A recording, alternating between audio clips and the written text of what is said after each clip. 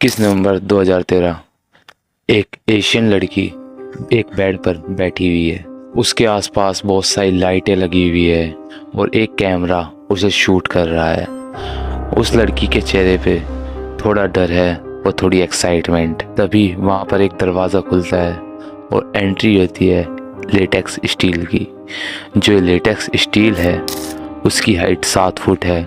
उसका शरीर बहुत तगड़ा बना हुआ है और जो लेटेक्स स्टील है ये एक अडल्ट पॉर्न स्टार है। जब वह लड़की उस आदमी को देखती है तो वह पूरी तरह अचंभित हो जाती है, क्योंकि उसे उसके साथ एक पूर्ण मूवी का शूट करना है। जब वह अडल्ट स्टार अपने कपड़े को उतारना शुरू करता है तो वह बहुत ज़्यादा डर जाती है और वह अपने डायरेक्टर से कहती है कि मुझे ये शूटिंग नहीं करनी है। लेकिन तब तक वह अडल्ट पॉर्न स्टार अपनी फॉर्म में आ चुका था, तो उसने उस लड़की को उठाया और जोर से बेड पर पटक दिया और उसके साथ 3 बार फिजिकल हुआ।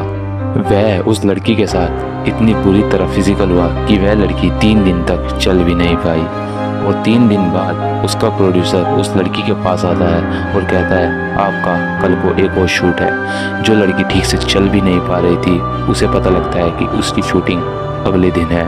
तो आखिर कौन है ये लड़की जो इस गंदी इंडस्ट्री में फंस गई है और ये यहाँ पर आई कैसे? Welcome to the case of Tarannum Khan.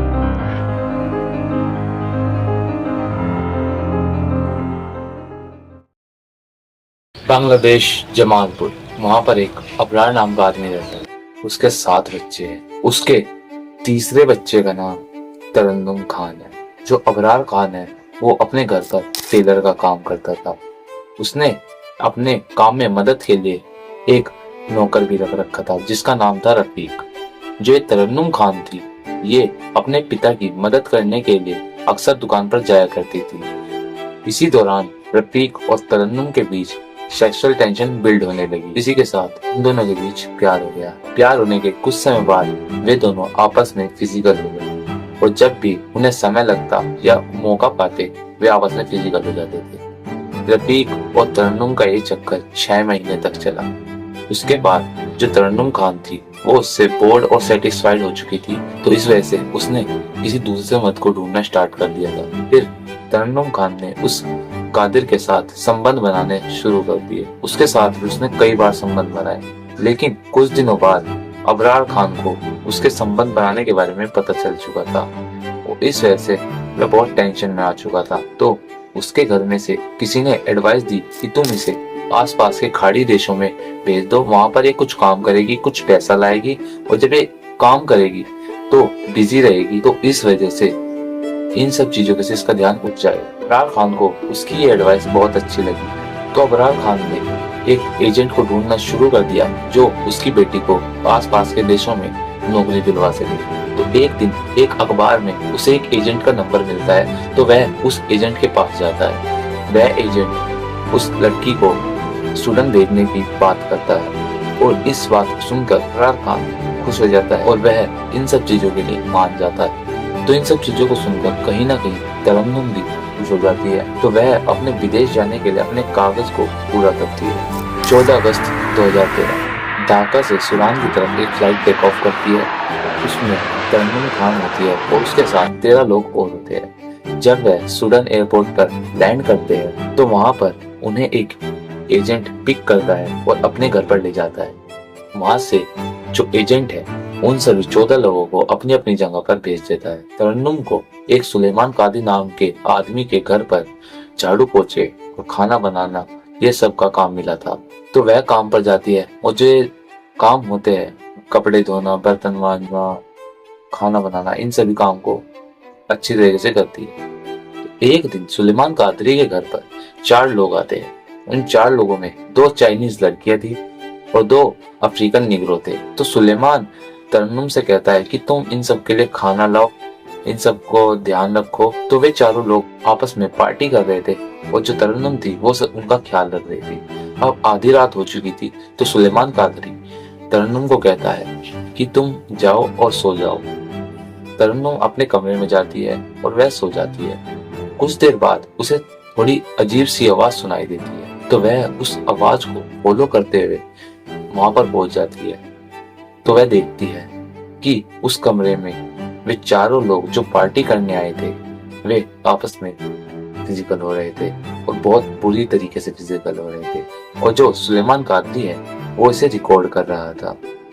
तो उस समय जो तरन्नुम थी वो इसे देखकर शॉक तो थी, पर उसे अंदर से मजा भी आ रहा था। तो उस समय वह कुछ भी नहीं करती है, वह उनसे देखती है और चुपचाप चली जाती है। सुलेमान कादरी हर दूसरे या तीसरे दिन नए कपल्स को बुलाता और उनके साथ इस तरह की वीडियो शूट करता, और जो तरन्नुम थी वो इन सब चीजों को छुप छुप कर देखती। एक दिन सुलेमान जो होता है वो तरन्नुम को देख लेता है, तरन्नुम भी उसकी तरफ को मुस्कुराकर चली जाती है। तो इस चीज को देखकर सुलेमान जान जाता है कि जो तरन्नुम है उसका मन इन सब चीजों को करने का है। तो वह जब शूटिंग करता था तो वह तरन्नुम को सामान लाने के लिए कहता था, जिससे तरन्नुम को इन सब चीजों की आदत पड़ जाए। फिर एक दिन जो सुलेमान कादरी होता है वो तरन्नुम से पूछता है, क्या तुम्हें भी इस तरह की मूवीज में काम करना है? तो उस समय थोड़ा तरन्नुम हिचकिचाई, लेकिन सुलेमान कादरी उसे कहता है, मैं तुम्हें इस चीज के बहुत अच्छे पैसे दूंगा और तुम्हारी जो फाइनेंशियल कंडीशन है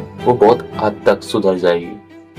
कहीं ना कहीं जो तरन्नुम थी वो इन सब चीजों को करना चाहती थी, और जब सुलेमान कादरी उसे पैसे भी बताता है कि आपको पैसे भी मिलेंगे तो वह इन सब चीजों के लिए तैयार हो जाती है। तो उसके 2 दिन बाद तरन्नुम बेड पर बैठी हुई है, उसका मेकअप हुआ है, उसके चारों तरफ लाइट है और कैमरा उस पर फोकस कर रहा है। वह बहुत शर्माई हुई है, और तभी सामने से दरवाजा खुलता है और एंट्री होती है लेटेक्स स्टील की। अब लेटेक्स स्टील कौन है? लेटेक्स स्टील एक 7 फुट लंबा निग्रो है, और लेटेक्स स्टील के बारे में ये सब चीजें भी कही जाती है कि वह बहुत हार्डकोर सेक्स के लिए जाना जाता है। जब लेटेक्स स्टील अपने कपड़े उतारने शुरू करता है तो तरन्नुम घबरा जाती है। वह अपने डायरेक्टर से जाकर कहती है कि मुझे ये सब चीजें नहीं करनी, लेकिन जो अफ्रीकन निग्रो होता है वह उसके साथ जबरदस्ती 3 बार संबंध बनाता है। वह उसके साथ इतनी बुरी तरह संबंध बनाता है कि वह 3 दिन तक चलने की हालत में भी नहीं थी। 3 दिन बाद उसके पास एक प्रोड्यूसर और आता है और वो कहता है आपकी शूटिंग कल को है। 3 दिन तक वह चल भी नहीं पा रही थी, और सडनली कोई आदमी आता है और उससे कहता है कि आपको दोबारा ये चीजें करनी है। तरन्नुम अंदर से पूरी तरह टूट चुकी थी, लेकिन फिर भी वह इस काम को करती है, दोबारा और दोबारा। तो ये सब चीजें चल रही थी, ये 1-2 साल चीजें चली। फिर सुलेमान कादरी तरन्नुम के साथ शादी कर लेता है। इसके बाद जो तरन्नुम होती है वो बांग्लादेश में शूटिंग करती है, अलग अलग देशों में जाकर शूटिंग करती है। और इसी बीच जो तरन्नुम के पिता होते हैं अबरार खान, उन्हें पता चलता है कि उनकी बेटी ये सब कर रही है। वह करने तो कुछ और गई थी और कर कुछ और रही है। तो अबरार खान पुलिस में एफआईआर करता है उस एजेंट के खिलाफ जिसने उन्हें वहां पर भेजा था, और वह अपनी बेटी को ढूंढने की कोशिश करता है। तो पुलिस वाले उस एजेंट को तो पकड़ लेते हैं, लेकिन अबरार खान की बेटी को ढूंढ नहीं पाते हैं। उसके बाद अबरार खान तरन्नुम को बस इन वीडियोस में देखता था, या फिर उसके बारे में सुनता था कि वह वहां पर है या वहां पर है, लेकिन वह उससे कभी नहीं मिल पाया।